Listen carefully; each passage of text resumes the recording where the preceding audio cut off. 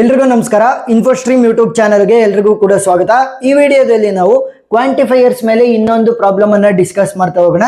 So first ಏನ್ question ಕೇಳಿರೋದು, write the symbolic form for every student passed the exam, some students failed the exam, no student failed the exam, every student is intelligent, some student is regular. ಸರಿನಾ? So ಇವುಗಳಿಗೆ first step ಏನ್ ಮಾಡ್ಬೇಕು, ನಾವು predicates ಅನ್ನ define ಮಾಡ್ತಾ ಹೋಗ್ಬೇಕು. So step number 1 solution ಅಲ್ಲಿ define the predicates. So predicates ಅನ್ನ ಯಾವ ರೀತಿ ಬರೆಯೋದು, ವೆರಿ ಸಿಂಪಲ್ ನೋಡಿ. ಎವ್ರಿ ಸ್ಟೂಡೆಂಟ್ ಅಂತ ಇದೆ. ಸೊ ಸ್ಟೂಡೆಂಟ್ ಅನ್ನ ನಾವು ಎಸ್ ಆಫ್ ಎಕ್ಸ್ ಇಂದ ರೆಪ್ರೆಸೆಂಟ್ ಮಾಡೋಣ, where X is a student, ಆ ತರ. Next passed the exam. So ಏನ್ ಮಾಡೋಣ, ಪಿ ಆಫ್ ಎಕ್ಸ್ ಅಂತ ತಗೊಳ್ಳೋಣ. So P of X is for the representation of X passed the exam. ಸರಿನಾ?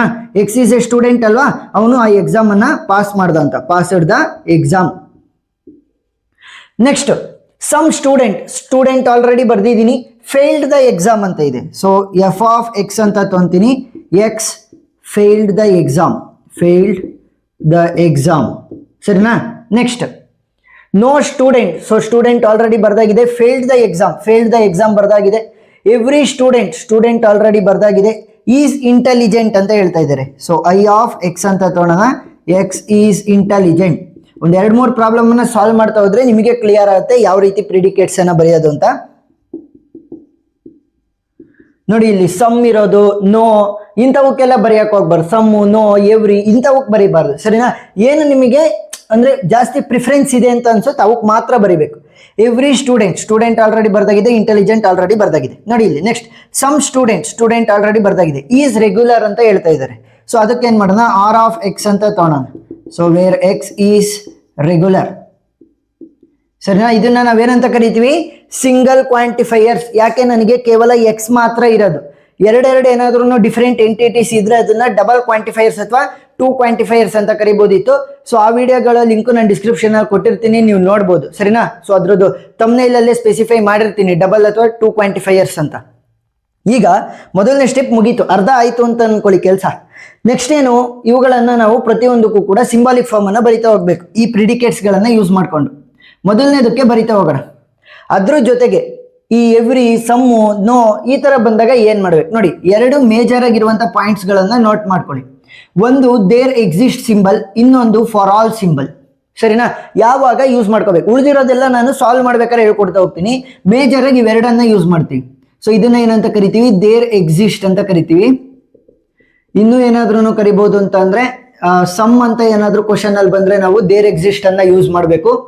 ನೆಕ್ಸ್ಟ್ ಅಟ್ಲೀಸ್ಟ್ ಅಂತ ಏನಾದ್ರೂ ಬಂದ್ರು ಕೂಡ ನಾವು ದೇರ್ ಎಕ್ಸಿಸ್ಟ್ ಅನ್ನ ಯೂಸ್ ಮಾಡ್ಬೇಕು. ಗೊತ್ತಾಯ್ತಾ? Some of the people, some students ಈ ತರ ಬಂದಾಗ ನಾವು ದೇರ್ ಎಕ್ಸಿಸ್ಟ್ ಅನ್ನ ಯೂಸ್ ಮಾಡ್ತೀವಿ. At least 2 of them, at least 1 of them ಅಂತ ಬಂದ್ರು ನಾವು ಈ ದೇರ್ ಎಕ್ಸಿಸ್ಟ್ ಅನ್ನ ಯೂಸ್ ಮಾಡ್ತೀವಿ. ನೆಕ್ಸ್ಟ್ ಫಾರ್ ಆಲ್ ಯಾವಾಗ ಯೂಸ್ ಮಾಡೋದು, ಸೊ ಈ ಸಿಂಬಲ್ ಅಂತ ಅಂದ್ರೆ ಏನು, ಫಾರ್ ಆಲ್. ಏನಾದ್ರೂ ಕೂಡ ಎವ್ರಿ ಅಂತ ಕೊಟ್ರೆ, ಇಲ್ಲ ಅಂತಂದ್ರೆ ಆಲ್ ಅಂತ ಏನಾದ್ರೂ ಕೊಟ್ರೆ ನಾವು ಫಾರ್ ಆಲ್ ಅನ್ನ ಯೂಸ್ ಮಾಡ್ತೀವಿ. ಗೊತ್ತಾಯ್ತಾ? ಯಾವಾಗ ಯಾವ್ದನ್ನ ಯೂಸ್ ಮಾಡೋದು, ದೇರ್ ಎಕ್ಸಿಸ್ಟ್ ಅನ್ನ ಸಮ್ ಅಥವಾ ಅಟ್ಲೀಸ್ಟ್ ಅಂತ ಏನಾದ್ರು ಬಂದ್ರೆ, ಫಾರ್ ಆಲ್ ಅನ್ನ ಫಾರ್ ಆಲ್, ಎವ್ರಿ ಅಥವಾ ಆಲ್ ಅಂತ ಏನಾದ್ರು ಕ್ವಶನ್ ಅಲ್ಲಿ ಬಂದ್ರೆ. ಈಗ ಒಂದೊಂದಾಗೆ ಬರಿತಾ ಹೋಗಿ. Every student passed the exam. So ಇದನ್ನ ಸ್ಪ್ಲಿಟ್ ಮಾಡೋದಕ್ಕೆ ನಿಮಗೆ ಬರ್ಬೇಕು. ಫಸ್ಟ್ ಏನ್ ಕೇಳಿದ್ದಾರೆ, ಎವ್ರಿ ಅಂತ ಬಂದ್ರೆ ಏನ್ ಮಾಡ್ಬೇಕು ನಾವು, ಫಾರ್ ಆಲ್ ಅನ್ನ ಯೂಸ್ ಮಾಡ್ಬೇಕು. ಸೊ ಎವ್ರಿ ಅಂತ ಬಂದಿರೋದ್ರಿಂದ ನಾನು ಫಾರ್ ಆಲ್ ಅನ್ನ ಯೂಸ್ ಮಾಡ್ತೀನಿ. ಸ್ಟೂಡೆಂಟ್ ಅಂತ ಇದೆ.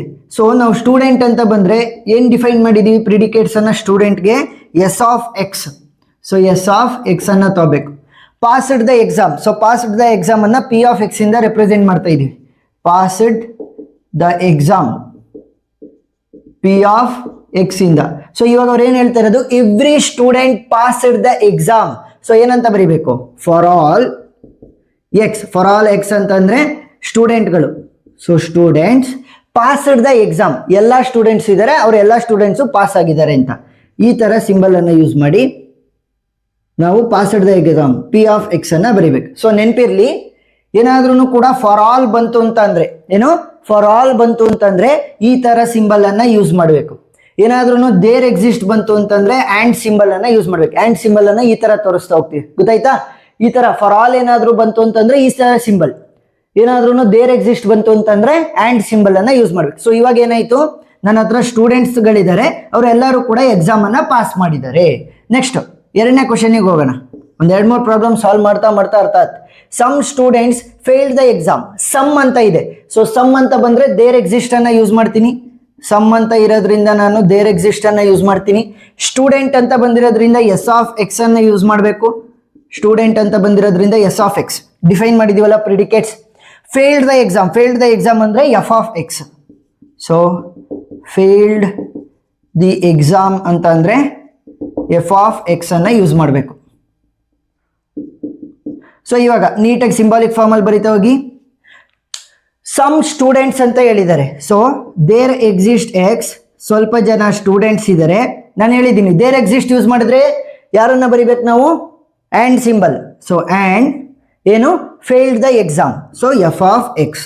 ಸೊ ಯಾಕೆ ಇಲ್ಲಿ ಆ್ಯಂಡ್ ಸಿಂಬಲ್ ಅನ್ನ ಯೂಸ್ ಮಾಡಿದ್ದು ನೋಡಿ, ಅವ್ರೇನಂತ ಹೇಳ್ತಾ ಇದ್ದಾರೆ, ಸ್ವಲ್ಪ ಸ್ಟೂಡೆಂಟ್ಸ್ ಫೇಲ್ ಆಗಿದ್ದಾರೆ ಎಕ್ಸಾಮ್. ಸೊ ಇನ್ನೊಂದು ಪರ್ಸ್ಪೆಕ್ಟಿವ್ ಅಲ್ಲಿ ನೋಡಿದ್ರೆ ಉಳಿದಿರೋರೆಲ್ಲ ಪಾಸ್ ಆಗಿದ್ದಾರೆ. ಸ್ವಲ್ಪ ಜನ ಸ್ಟೂಡೆಂಟ್ಸ್ ಫೇಲ್ ಆಗಿದ್ದಾರೆ, ಉಳಿದಿರೋರೆಲ್ಲ ಪಾಸ್ ಆಗಿದ್ದಾರೆ. ಹಾಗಾಗಿ ನಾನು ಎಂಥ ಸ್ಟೂಡೆಂಟ್ಸ್ ಅನ್ನ ತಾಂತೀನಿ ಅಂದ್ರೆ ಫೇಲ್ ಆಗಿರುವಂತ ಸ್ಟೂಡೆಂಟ್ಸ್ ಮಾತ್ರ ತಾಣೋದು. ಆ್ಯಂಡ್ ಸಿಂಬಲ್ ಹಾಕಿದ ತಕ್ಷಣ ಏನಾಗಬೇಕು, ಇವೆರಡು ಕಂಡೀಷನ್ ಸ್ಯಾಟಿಸ್ಫೈ ಆಗಬೇಕು. ಸ್ಟೂಡೆಂಟ್ಸ್ ಇರಬೇಕು, ಎಂಥವ್ರು ಫೇಲ್ ಆಗಿರೋ ಸ್ಟೂಡೆಂಟ್ಸೇ ಇರಬೇಕು ಅಂತ. ಇಲ್ಲ ಅಂತಂದ್ರೆ ಏನಾಗ್ಬಿಡುತ್ತೆ, ಪಾಸ್ ಆಗಿರೋರು ಕೂಡ ಬಂದು ಮಿಕ್ಸ್ ಆಗ್ಬಿಡ್ತಾರೆ. ಅದಕ್ಕೋಸ್ಕರ ಸ್ಟೂಡೆಂಟ್ಸ್ ಇರಬೇಕು, ಎಂಥವ್ರು ಅಂತಂದ್ರೆ ಫೇಲ್ ಆಗಿರೋರು ಮಾತ್ರ. ಇಲ್ಲೇನಾಯ್ತು ಅಂತಂದ್ರೆ ಪ್ರತಿಯೊಬ್ಬ ಸ್ಟೂಡೆಂಟು ಪಾಸ್ ಆಗಿದ್ದಾನೆ ಅಂತ ಹೇಳ್ತಾ ಇದ್ದಾರೆ, ಫೇಲ್ ಆಗಿರೋರು ಇಲ್ವೇ ಇಲ್ಲ. ಸ್ಟೇಟ್ಮೆಂಟ್ ಪ್ರಕಾರ ಎಲ್ಲಾ ಸ್ಟೂಡೆಂಟ್ಸು ಪಾಸ್ ಆಗಿದ್ದಾರೆ. ಸೊ ಎಲ್ಲ ಸ್ಟೂಡೆಂಟ್ಸ್ ಅಂತ ಬಂದಾಗ ಫಾರ್ ಆಲ್ ಅನ್ನ ಯೂಸ್ ಮಾಡ್ತೀವಿ. ಫಾರ್ ಆಲ್ ಯೂಸ್ ಮಾಡಿದ್ರೆ ಸ್ಟೂಡೆಂಟ್ಸ್ ಇದ್ದಾರೆ, ಅವರೆಲ್ಲರೂ ಕೂಡ ಪಾಸ್ ಆಗಿದ್ದಾರೆ ಅಂತ ನಾವು ಈ ತರ ಸಿಂಬಲ್ ಅನ್ನು ಯೂಸ್ ಮಾಡ್ಕೊಂಡು ತೋರಿಸ್ತಾ ಹೋಗ್ತೀವಿ. ನೆಕ್ಸ್ಟ್ 3ನೇ ಕ್ವಶನ್ಗೆ ಹೋಗೋಣ. No student fail the exam. So no student fail the exam ಬರೆಯೋದಕ್ಕಿಂತ ಮುಂಚೆ ಫಸ್ಟ್ ಏನ್ ಮಾಡ್ಕೊಳ್ಳೋಣ ಅಂತಂದ್ರೆ all the students fail the exam ಬರೆಯೋಣ. ಏನು, all the students fail the exam ಬರೆದ್ಬಿಟ್ಟು ಅದ್ರ ಮುಂದಕ್ಕೆ ಮೈನಸ್ ಅಥವಾ ನೆಗೆಷನ್ ಅನ್ನ ಹಾಕ್ಬಿಟ್ರೆ no students fail the exam ಅಂತ ಬರುತ್ತೆ. ಗೊತ್ತಾಯ್ತಾ? First all students fail the exam ಬರ್ಕೊಳ್ಳೋಣ, ಆಮೇಲೆ ಅದ್ರ ಮುಂದಕ್ಕೆ ನೆಗೆಷನ್ ಹಾಕಿದ್ರೆ ನೋ ಆಗುತ್ತೆ. ಆಲ್ ದಿ ಸ್ಟೂಡೆಂಟ್ಸ್ ಅಲ್ವಾ, ಆಲ್ ಅಂತಂದ್ರೆ ಅಂದ್ರೇನು, ಫಾರ್ ಆಲ್ ಅನ್ನ ಯೂಸ್ ಮಾಡಬೇಕು. ಸೊ ಫಸ್ಟ್ ನಾನು ಏನ್ ಮಾಡ್ತೀನಿ, ಆಲ್ ಸ್ಟೂಡೆಂಟ್ಸ್ಗೆ ಅಂತ ಫಾರ್ ಆಲ್ ಅನ್ನ ಯೂಸ್ ಮಾಡ್ಕೊಂತ ಹೋಗ್ತೀನಿ. Next failed the exam. So students ಅಂತಂದ್ರೆ ಎಸ್ ಆಫ್ ಎಕ್ಸ್ ಅನ್ನ ಯೂಸ್ ಮಾಡ್ತೀವಿ, ಫೇಲ್ಡ್ ದ ಎಕ್ಸಾಮ್ ಅಂದ್ರೆ ಎಫ್ ಆಫ್ ಎಕ್ಸ್ ಅನ್ನ ಯೂಸ್ ಮಾಡ್ತೀವಿ. ಸೊ ಇವಾಗ ಬರೀತೀನಿ ನೋಡಿ, ಫಾರ್ ಎಕ್ಸ್ ಸ್ಟೂಡೆಂಟ್ಸ್ಗಳಿದ್ದಾರೆ ನನ್ನ ಹತ್ರ, ಎಲ್ಲ ಸ್ಟೂಡೆಂಟ್ಸ್ಗಳು ಇದ್ದಾರೆ, ಅವ್ರು ಏನಾಗಿದ್ದಾರೆ, ಫೇಲ್ ಆಗಿದ್ದಾರೆ ಅಂತ ನಾನು ತೊಗೊಂತೀನಿ.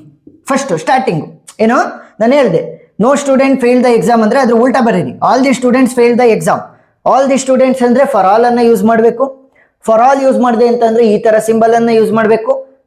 ಇದು ಅವರು ಫೇಲ್ ಆಗಿರೋರು. ಈಗ ಏನ್ ಬೇಕಾಗಿರೋದು ನನಗೆ, no students fail the exam.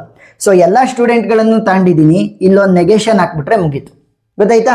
ಇವಾಗ ಏನಾಯ್ತು, ಈ ತರ ಸಿಂಬಲ್ ಅನ್ನ ನೆಗೆಷನ್ ಅಂತ ಕರಿತೀವಿ. ಸರಿನಾ? ಈ ತರ ನಾರು ಯೂಸ್ ಮಾಡ್ಬೋದು, ಅಥವಾ ಮೈನಸ್ ಅನ್ನೋದ್ರೂ ಕೂಡ ನೀವು ಹಾಕ್ಬೋದು. ಎಲ್ಲ ಸ್ಟೂಡೆಂಟ್ಸ್ ಇದ್ದಾರೆ, ಆದ್ರೆ ಯಾರು ಕೂಡ ಫೇಲ್ ಇಲ್ಲ. ಫಸ್ಟ್ ಏನ್ ಬರ್ದಿದ್ದೆ, ಎಲ್ಲ ಸ್ಟೂಡೆಂಟ್ಸ್ ಇದ್ದಾರೆ, ಫೇಲ್ ಆಗ್ಬಿಟ್ಟವ್ರೆ. ಇವಾಗ ಏನ್ ಮಾಡ್ತಾ ಇದ್ದೀನಿ, ನೆಗೆಷನ್ ಹಾಕಿದ ತಕ್ಷಣ ಏನಾಯ್ತು, ಎಲ್ಲ ಸ್ಟೂಡೆಂಟ್ಸ್ ಇದ್ದಾರೆ, ಯಾರು ಕೂಡ ಫೇಲ್ ಇಲ್ಲ. ಸರಿನಾ? ಎಸ್. ಸೊ ಇವಾಗ 4ನೇದಕ್ಕೆ ಹೋಗೋಣ. 4ನೇ ಕ್ವಶನ್ ಏನ್ ಹೇಳ್ತಾ ಇದೆ ನಮ್ಗೆ, every student is intelligent. Every ಅಂತ ಬಂದ್ರೆ ಯಾರನ್ನ ಯೂಸ್ ಮಾಡಬೇಕು, ಫಾರ್ ಆಲ್ ಅನ್ನ ಯೂಸ್ ಮಾಡಬೇಕು. ಆಗಾಗ್ಲೇ ಬರಿತಾ ಹೋಗಲ್ಲ, ಇಲ್ಲೇ ಮಾಮೂಲಿ ರೆಪ್ರೆಸೆಂಟ್ ಮಾಡ್ತಾ ಹೋಗ್ತೀನಿ. ಸ್ಟೂಡೆಂಟ್ಸ್ ಅಂತ ಬಂದ್ರೆ ನಾವೇನ್ ಮಾಡ್ತೀವಿ, ಎಸ್ ಆಫ್ ಎಕ್ಸ್ ಅನ್ನ ಯೂಸ್ ಮಾಡ್ತೀವಿ. ಇಂಟೆಲಿಜೆಂಟ್ ಅಂತ ಬಂದ್ರೆ ಯಾರನ್ನ ಯೂಸ್ ಮಾಡ್ತಾ ಇರೋದು, ಐ ಆಫ್ ಎಕ್ಸ್ ಅನ್ನ. ಸರಿನಾ? ಯಾವ ರೀತಿ ಬರೆಯೋದು, ಫಾರ್ ಆಲ್ ಎಕ್ಸ್, ನನ್ನ ಹತ್ರ ಎಲ್ಲ ಸ್ಟೂಡೆಂಟ್ಗಳು ಇದ್ದಾರೆ, ಎಲ್ಲರೂ ಕೂಡ ಇಂಟೆಲಿಜೆಂಟ್ ಆಗಿದ್ದಾರೆ. ಗೊತ್ತಾಯ್ತಾ? ಫಾರ್ ಆಲ್ ಅನ್ನ ಯೂಸ್ ಮಾಡ್ತಾ ಇರೋದ್ರಿಂದ ಈ ತರ ಸಿಂಬಲ್ ಅನ್ನ ಯೂಸ್ ಮಾಡಬೇಕು. ಎಲ್ಲ ಸ್ಟೂಡೆಂಟ್ಸ್ ಇದ್ದಾರೆ, ಆ ಎಲ್ಲ ಸ್ಟೂಡೆಂಟ್ಸ್ ಇಂಟೆಲಿಜೆಂಟ್ ಆಗಿದ್ದಾರೆ. ನೋಡಿ, ಎವ್ರಿ ಸ್ಟೂಡೆಂಟ್ ಈಸ್ ಇಂಟೆಲಿಜೆಂಟ್. ಪ್ರತಿಯೊಬ್ಬರು ಸ್ಟೂಡೆಂಟ್ ಕೂಡ ನನಗೆ ಇಂಟೆಲಿಜೆಂಟ್ ಇದ್ದಾರೆ. ನೆಕ್ಸ್ಟ್ 5ನೇದಕ್ಕೆ ಹೋಗೋಣ. Some student is regular. Some ಅಂತ ಬಂದ್ರೆ ಏನ್ ಮಾಡಬೇಕು, ದೇರ್ ಎಕ್ಸಿಸ್ಟ್ ಅನ್ನ ಯೂಸ್ ಮಾಡಬೇಕು. ಸ್ಟೂಡೆಂಟ್ ಅಂತ ಬಂದಾಗ ಎಸ್ ಆಫ್ ಎಕ್ಸ್ ಅನ್ನ ಯೂಸ್ ಮಾಡಬೇಕು. ರೆಗ್ಯುಲರ್ ಅಂತ ಹೇಳ್ತಾ ಇದ್ದಾರೆ, ಸೊ ಆರ್ ಆಫ್ ಎಕ್ಸ್. ಸರಿನಾ? ದೇರ್ ಎಕ್ಸಿಸ್ಟ್ ಎಕ್ಸ್, ನನ್ನ ಹತ್ರ ಸ್ವಲ್ಪ ಜನ ಸ್ಟೂಡೆಂಟ್ಸ್ ಇದ್ದಾರೆ, ದೇರ್ ಎಕ್ಸಿಸ್ಟ್ ಯೂಸ್ ಮಾಡ್ತಾ ಇದ್ದೀನಿ ಅಂತಂದ್ರೆ ಆ್ಯಂಡ್ ಅನ್ನ ಯೂಸ್ ಮಾಡಬೇಕು. ನನಗೆ ರೆಗ್ಯುಲರ್ ಇದ್ದಾರೆ. ಗೊತ್ತಾಯ್ತಾ? ಯಾಕೆ ಇಲ್ಲಿ ಈ ತರ ಆಯ್ತು ಅಂದ್ರೆ ಸಮ್ ಸ್ಟೂಡೆಂಟ್ಸ್ ಸ್ವಲ್ಪ ಜನ ರೆಗ್ಯುಲರ್ ಇದ್ದಾರೆ, ಉಳಿದಿರೋರೆಲ್ಲ ಏನು ರೆಗ್ಯುಲರ್ ಆಗಿ ಕ್ಲಾಸ್ ಅನ್ನ ಅಟೆಂಡ್ ಮಾಡಲ್ಲ ಅಂತ. ಸೊ ಎರಡು ತರ ಸಿಚುವೇಶನ್ ಬಂತು. ಒಂದು ರೆಗ್ಯುಲರ್ ಇರೋ ಸ್ಟೂಡೆಂಟ್ಸ್, ರೆಗ್ಯುಲರ್ ಇಲ್ದಲ್ಲೇ ಇರೋ ಸ್ಟೂಡೆಂಟ್ಸ್. ನನಗೆ ಬೇಕಾಗಿರೋದೇನು ರೆಗ್ಯುಲರ್ ಇರೋರು ಮಾತ್ರ. ಅದಕ್ಕೋಸ್ಕರ ಸ್ವಲ್ಪ ಜನ ಸ್ಟೂಡೆಂಟ್ಸ್ ಅನ್ನ ತಗೊಂಡಿದೀವಿ. ಆ ಸ್ಟೂಡೆಂಟ್ಸ್ ಏನಾಗಿರ್ಬೇಕು, ರೆಗ್ಯುಲರ್ ಆಗಿರುವಂತ ಸ್ಟೂಡೆಂಟ್ಸ್ ಅನ್ನು ಮಾತ್ರ ಸಿಲೆಕ್ಟ್ ಮಾಡ್ಕೋಬೇಕು. ಸೊ ಅದಕ್ಕೋಸ್ಕರ ಆ್ಯಂಡ್ ಅನ್ನ ಹಾಕಿರೋದು. ಸ್ಟೂಡೆಂಟ್ಸ್ ಆಗಿರ್ಬೇಕು ಮತ್ತೆ ಅವರು ರೆಗ್ಯುಲರ್ ಆಗಿರುವಂತ ಸ್ಟೂಡೆಂಟ್ಸ್ ಆಗಿರ್ಬೇಕು. ಸೊ ಆ ಒಂದು ಕಂಡೀಷನ್ ಪ್ರಕಾರ ಆ್ಯಂಡ್ ಅನ್ನ ಯೂಸ್ ಮಾಡ್ತೀವಿ. ದೇರ್ ಎಕ್ಸಿಸ್ಟ್ ಇದ್ರೆ ನಾವು ಆ್ಯಂಡ್ ಸಿಂಬಲ್ ಅನ್ನ ಯೂಸ್ ಮಾಡ್ತೀವಿ ಮಧ್ಯದಲ್ಲಿ. ಏನಾದ್ರೂ ಫಾರ್ ಆಲ್ ಇದ್ರೆ ಈ ತರ ಸಿಂಬಲ್ ಅನ್ನ ಯೂಸ್ ಮಾಡ್ಬೇಕು. ಒಂದ್ 2-3 ಪ್ರಾಬ್ಲಮ್ ಅನ್ನ ಸಾಲ್ವ್ ಮಾಡ್ತಾ ನಿಮ್ಗೆ ಅರ್ಥ ಆಗ್ತಾ ಹೋಗುತ್ತೆ. ಪ್ರೀವಿಯಸ್ ವಿಡಿಯೋಗಳ ಲಿಂಕ್ ಅನ್ನ ನಾನು ಡಿಸ್ಕ್ರಿಪ್ಷನ್ ಅಲ್ಲಿ ಕೊಟ್ಟಿರ್ತೀನಿ, ನೀವು ನೋಡ್ಬೋದು. ವಿಡಿಯೋ ಇಷ್ಟ ಆಗಿದ್ರೆ ಸಬ್ಸ್ಕ್ರೈಬ್ ಆಗೋದನ್ನ ಮರಿಬೇಡಿ. Thank you for watching.